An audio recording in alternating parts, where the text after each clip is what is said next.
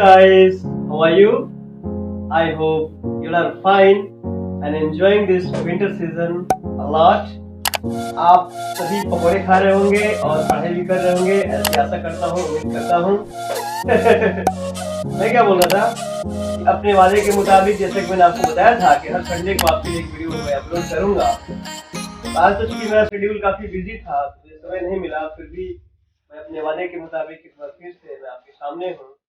As per my promise to you, I am once again before you all here with the last part of our tense, that is future perfect continuous tense. Dear students, मैं क्या बोल रहा था कि आज जो है हम लोग अपने टेंस के आखिरी मुकाम को पूरा करेंगे। यानी आज हम लोग टेंस के आखिरी काइंड को पढ़ने जा रहे हैं, जो है फ्यूचर परफेक्ट कंटिन्यूअस टेंस। और इसे आप अच्छी तरह से समझिएगा। इसके बाद आपको जो है पूरी की पूरी टेंस की जानकारी मिल जाएगी और मुझे उम्मीद है कि आपको कहीं भी कोई दिक्कत टेंस के रिगार्डिंग नहीं रह जाएगा। लेकिन एक मेरा रिक्वेस्ट होगा अपने सारे व्यूअर्स से कि यदि आपने अब तक चैनल को सब्सक्राइब नहीं किया है तो कृपया इसे सब्सक्राइब करें, लाइक करें और ज्यादा से ज्यादा अपने जान पहचान वाले लोगों को शेयर करें ताकि उनको भी इसका फायदा मिल सके। You must share this video to all your acquaintances, your all known persons, so that they will also get benefited from this videos. From all the videos what I have uploaded for you all. And what I say that stay healthy, keep learning, and let us know about this next part of this tense. That is the last part, which is future perfect continuous tense. So, without wasting much more time, let's start it. Thank you very much. तो सबसे पहले हम लोग जानेंगे इसकी पहचान के बारे में।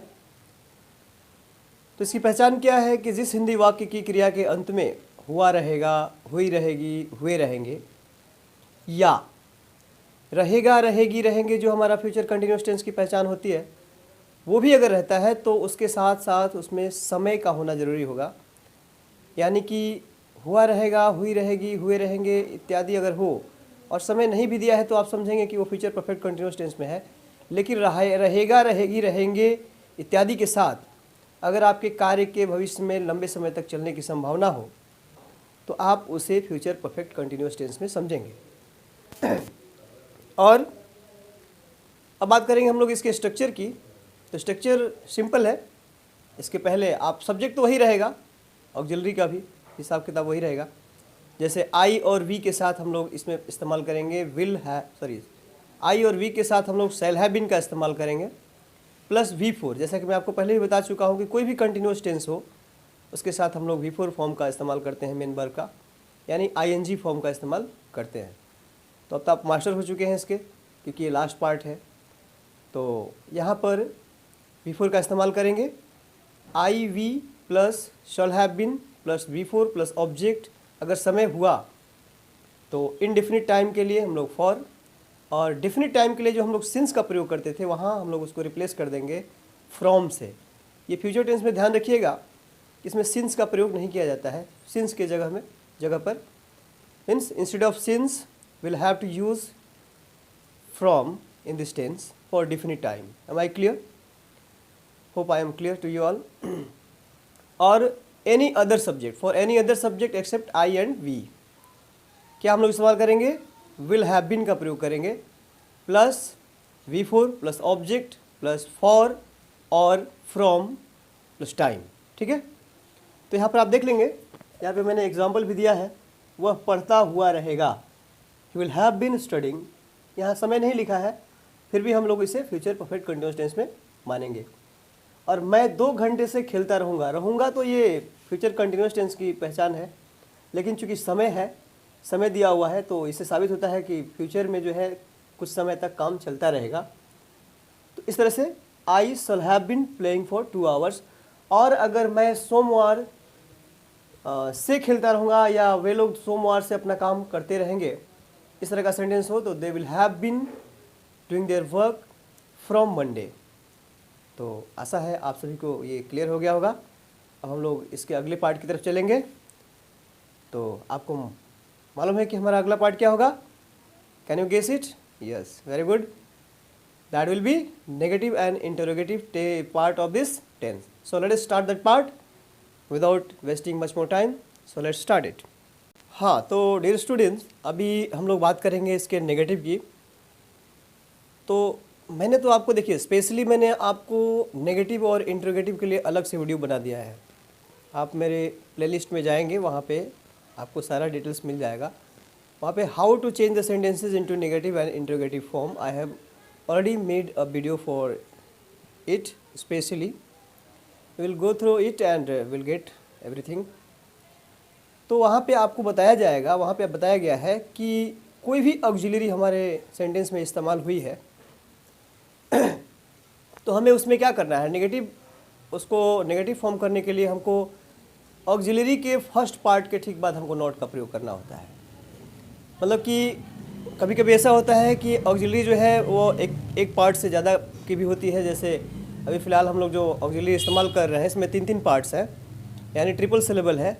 जैसे कि will have been, shall have been. ठीक है, तो इसका what is the first part of this auxiliary verb? You know, that is obviously will or shall. So what you will have to do, you will have to add not just after the first part of this auxiliary verb, that is will and shall. So how it will be formed?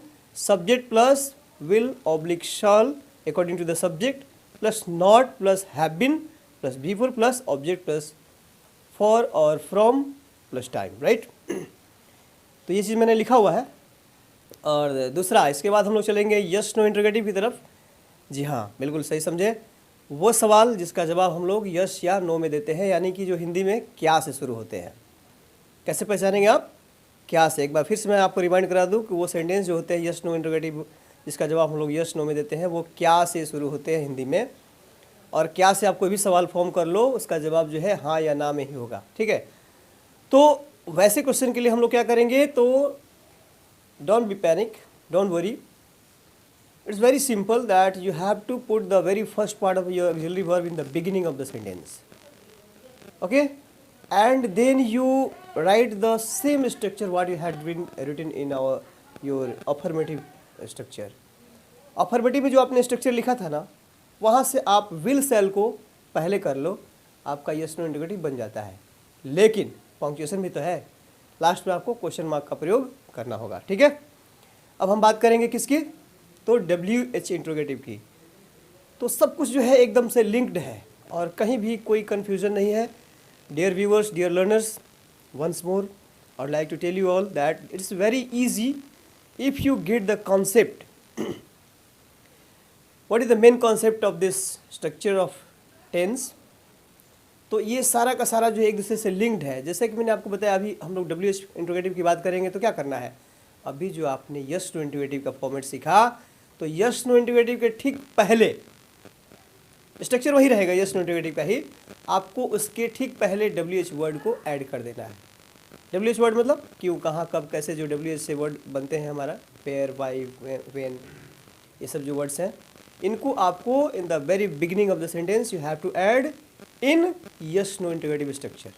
Yes no interrogative के ठीक पहले आपको WH word को add कर देना है. That will be simply change into WH interrogative, right. And the last but not the least, because the journey is still going on, आखिर में हमारा क्या आता है, WH इंट्रोगेटिव के साथ साथ अगर नेगेटिव भी आए तो वो भी बहुत ही सिंपल है. अभी अभी जो आपने स्ट्रक्चर बनाया WH इंट्रोगेटिव का, यही स्ट्रक्चर रहेगा, बस आपको सब्जेक्ट के बाद नॉट जोड़ देना है. यानी कि क्या होगा, तो WH interrogative, WH word plus subject, WH word plus will shall plus subject plus not plus have been plus before plus object plus for और from plus time. Okay, thank you very much, hope you all have got it. एक